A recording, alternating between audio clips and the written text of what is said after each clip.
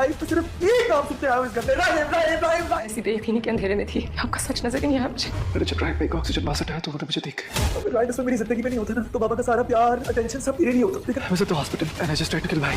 शहरोज की सच्चाई सामने आने के बाद एमन को अब इस बात का अंदाज़ा हो गया है कि राहिम बिल्कुल ठीक कहता था, लेकिन उसने राहिम की बात का यकीन नहीं किया।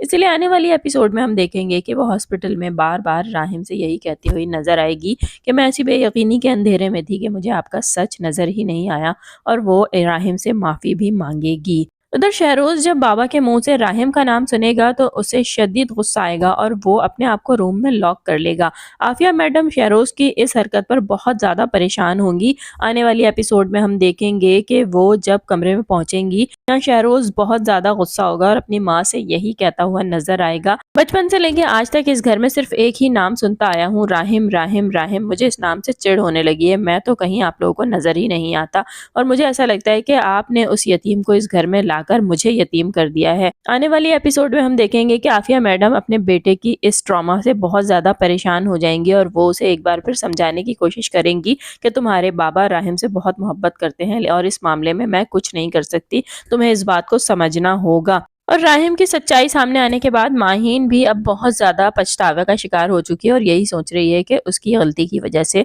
उसने राहिम को खो दिया। दूसरी जानिब शहरोज अब राहिम से इतना जेलस हो चुका है कि अब वो यही सोचेगा कि वो किसी तरह राहिम को ही जान से मार दे और इस इरादे से वो हॉस्पिटल भी आएगा और अपनी माँ को यही बताएगा कि मैं हॉस्पिटल जा रहा हूँ क्योंकि मैं भाई को जान से मार देना चाहता हूँ। यहाँ आफिया मैडम उसे रोकने की कोशिश करेंगी लेकिन वो नहीं रुकेगा और हॉस्पिटल पहुंच जाएगा। हॉस्पिटल में वो राहिम के कमरे में जाके उसके मुंह से ऑक्सीजन मास्क जैसे ही हटाएगा तो राहिम को होश आ जाएगा और ऐसे में राहिम शहरोज को देख लेगा।